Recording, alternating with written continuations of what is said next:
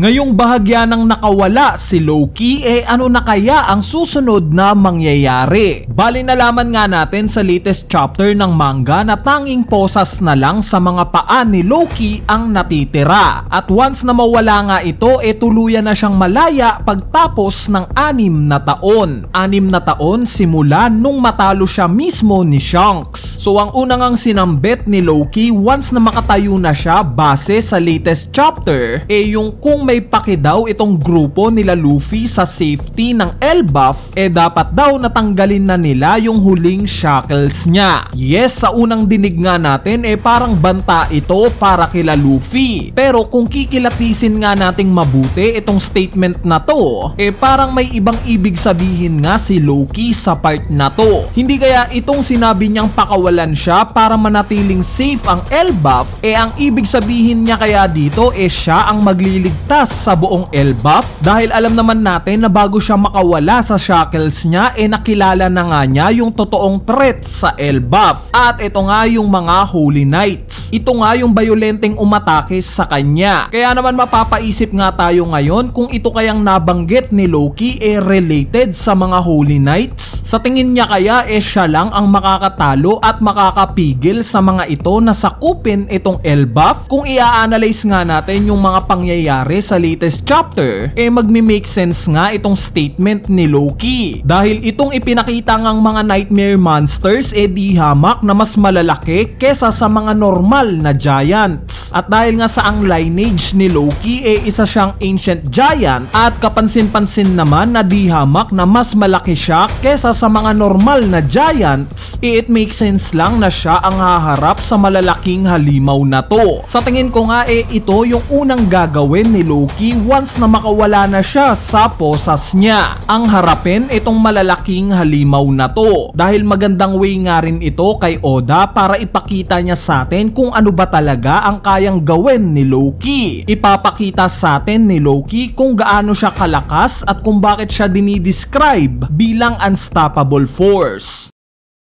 Speaking of lakas ni Loki, binigyan na nga niya tayo ng glimpse sa kung ano ang kaya niyang magawa sa chapter na to. Gamit nga itong martilyo niyang Ragnir, kumuha nga siya ng lightning mula sa kalangitan. Kung saan na-transfer nga ito sa Ragnir niya na nag-cause ng isang malakas na explosion. Bale kung pagmamasdan nga nating mabuti itong dinrowing na panel ni Oda, kapansin-pansin naman na galing talaga sa taas itong kuryente na ipinang-atake ni Loki.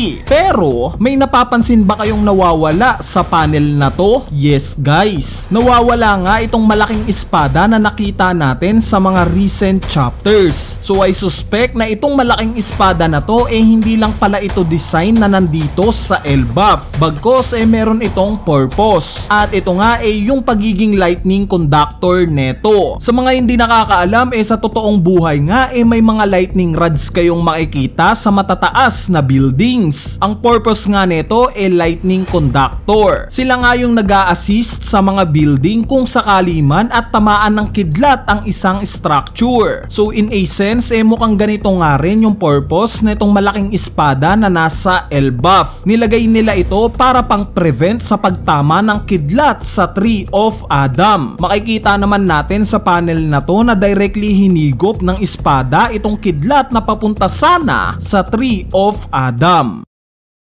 Bali dahil napag-uusapan na rin natin itong malalaking halimaw na to na nakita natin sa latest chapter, talakayin na nga natin sila. Undoubtedly na sila nga ang naging pinaka-highlight sa latest chapter. Base nga sa nabasa natin, itong malalaking halimaw na to bunga ng mga kinakatakutan ng mga batang giants. At dahil nga sa nakita natin silang nag-i-sleepwalk, we assume na ito yung mismong pinipicture out nila ngayon sa mga panaginip nila. So maraming ang nagtatalo kung kaninong powers ba talaga itong pagsasamon ng monsters gamit itong mga takot. May mga nagsasabi nga na related daw ito kay Saint Gillingham, since yung kakayanan nga niya confirm na siya ang nagpatulog sa mga bata. Pero may mga nagsasabi nga rin na kagagawan daw ito ni Saint Summers, since siya naman yung nagtanong kay Ganku kung ano daw ba ang kinakatakutan neto. Bali dahil nga sa wala pang confirmation patungkol dito, hindi nga muna natin natin gagalawin itong topic na to. Ang pag-usapan nga natin itong mismong powers na to, yung takot ng isang tao. Bali ang nakikita kong ang kahinaan ng kakayanan na to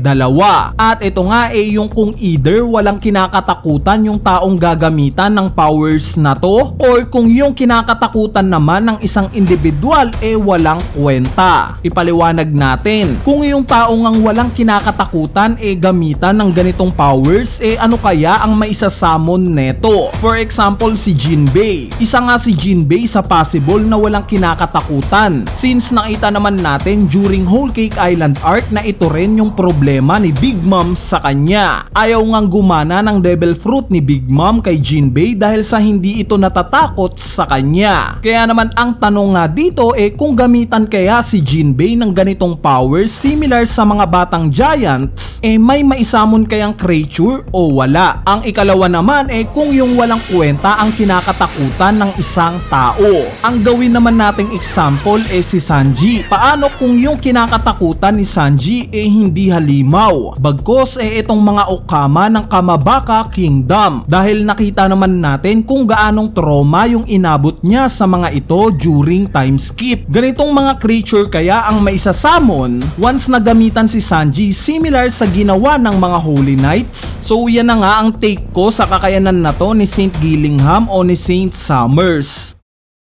Ngayon mapunta naman tayo sa iba pang nangyari sa chapter na to. Unahin na natin itong ginawa ni Saul. Napansin ko nga na maraming nagulat nung time na gumamit si Saul ng armament haki. Bali sa part nga na to hindi na dapat tayong magulat na kaya niyang lumaban. Dahil kung matatandaan nyo guys Vice Admiral nga yung ranggo netong si Saul sa Marines. Meaning may skill set talaga siya sa paikipaglaban. Sa part naman ng katuwang ni Saul sa paglaban sa Jormungandr na si Principal Kiba, nakita nga natin na gumamit rin siya ng martilyo bilang armas niya. Pero ang pinaka-interesting nga sa part niya itong mismong appearance niya. Unlike nga sa mga normal na giants, parang may pagka-animal nga itong itsura niya. Sana nga malaman natin kung pure giant lang ba talaga siya o half giant at half mink. Dahil kung magkataon nga at kalahating mink itong si Principal Kiba, siya nga ang unang karakter na may kilala natin sa ganitong lahi. Mabalik nga sa part ni Loki, nalaman nga natin na may knowledge na itong grupo nila Harul sa kung ano ang ginawa ni Loki. Since napansin nga nila na nagkaroon ng sunog sa underworld.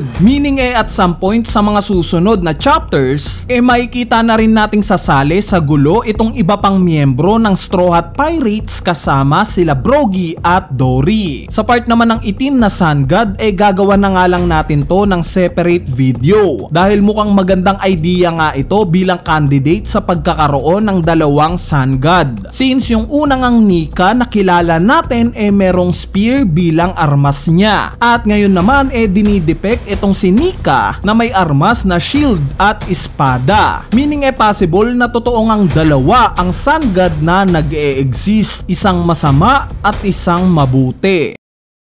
Anyway, ayan na nga yung analysis natin para sa latest chapter ng manga na chapter 1142. Kung meron nga kayong trip na topic na gusto nyong talakayin natin, i-comment nyo na lang yan sa ating comment section sa ibaba para magawa natin yan ng video. So yun lang, peace!